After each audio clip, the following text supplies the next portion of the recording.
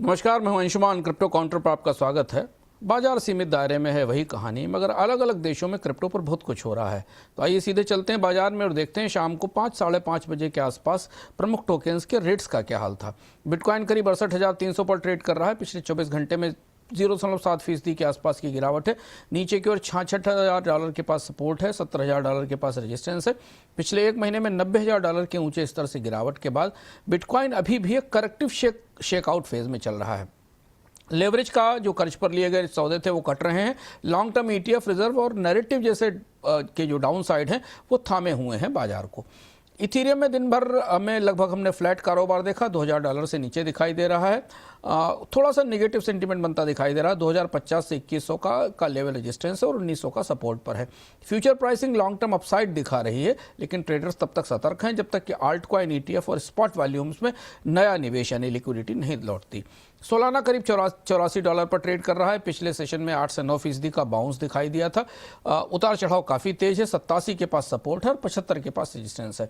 Flow ये दिखा रहे हैं कि संस्थागत निवेशक बिटकॉइन से निकलकर चुनिंदा तौर पर सोलाना में निवेश कर रहे हैं, यानी सोलाना भी अब हाई बीटा स्केलेबिलिटी बेट माना जा रहा है। रेगुलेटरी घटनाक्रम के लिहाज से आज का दिन खासा महत्वपूर्ण है। कई जगह बदलाव दिखाई दिए।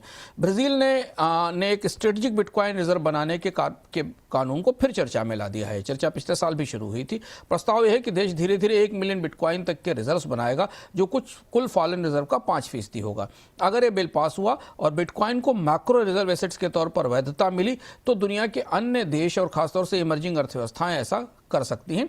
ब्राजील ऐसा करने वाला पहला देश होगा। इधर व्हाइट हाउस के क्रिप्टो एडवाइजर ने कहा है कि अमेरिकी बैंकों को स्टेबल कॉइन यील्ड प्रोडक्ट से डरने की जरूरत नहीं है। भविष्य में संकेत साफ है कि रेगुलेटेड स्टेबल कॉइन बैंक्स के साथ चलेंगे और इन पर यील्ड की यानी ब्याज की इजाजत भी दी जाएगी। यह रुख स्टेबल कॉइन को लेकर पिछले रुख से थोड़ा ज्यादा प्रैग्मेटिक दिखाई दे रहा है। दक्षिण कोरिया का जो रेगुलेटर FSS ने 2026 के लिए AI बेस्ड क्रिप्टो सर्विलांस को मुख्य हथियार बनाया है। ये सिस्टम बाजार में प्राइस मूवमेंट को, वॉलेट को और सोशल मीडिया के जरिए होने वाली धोखाधड़ी को सेकंडों मिनटों में पकड़ने की कोशिश करेंगे।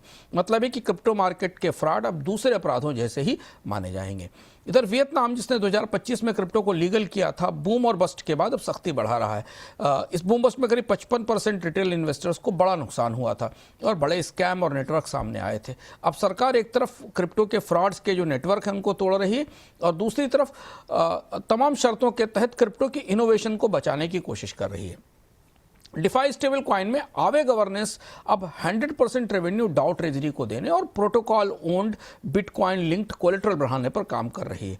कोशिश ये है, लक्ष्य ये है कि ज़्यादा मजबूत capital efficient DeFi credit system बनाया जा सके, लेकिन टोकन होल्डर्स को गवर्नेंस पर नजर रखनी होगी, क्योंकि छोटे बदलाव भी टोकन को लेकर बाजार का माहौल बदल सकते हैं।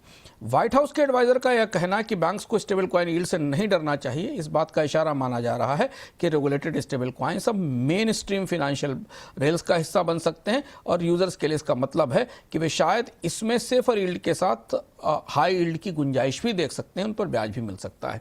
फ्रॉड और स्कैम के मामले में चेन एनालिसिस की एक रिपोर्ट आई। 2025 में ह्यूमन ट्रैफिकिंग से जुड़े क्रिप्टो फ्लोज करीब 85% बढ़े और लाखों मिलियन डॉलर के आसपास पहुंच गई। रिटेल सेंटीमेंट में ETF का डेटा दिखाता है कि शॉर्ट टर्म ट्रेडर्स बिटकॉइन से जोखिम घटा रहे हैं, लेकिन लंबे निवेशक कमजोर कीमतों पर खरीद कर रहे हैं और इस वजह से डेरिवेटिव्स ट्रेड में हमें दबाव यानी स्ट्रेस साफ दिखाई दे रहा है। स्पॉट ETF थोड़ा सक्रिय दिख रहे हैं। अगले 48 से 72 घंटों में नजर रहेगी ब्राजील के रिजर्व बिल पर और US में स्टेबल कॉइन पॉलिसी के सिग्नल्स पर जो आज हमें मिले हैं।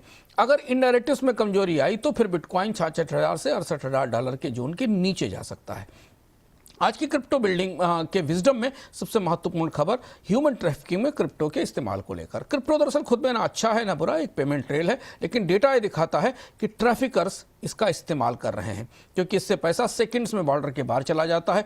कोई बैंक मैनेजर ट्रांसफर के लिए सवाल नहीं पूछता। तो इन्वेस्टर्स के लिए यहाँ सीख साफ है कि अगर कोई स्कीम क्रिप्टो की बहुत ज़्यादा यील्ड दे रही है, बेहतर रिटर्न दे रही है और उसका बिजनेस मॉडल स्पष्ट नहीं है, तो वहाँ से दूरी बनाना बेहतर है, क्योंकि इस स्कीम का ट्रांजैक्शन अपराध से जुड़ा हो सकता है, जिसकी कीमत बाद में निवेशकों को चुकानी पड़ेगी। क्रिप्टो काउंटर में आज इतना ही। कल फिर लौटेंगे अपडेट्स के साथ।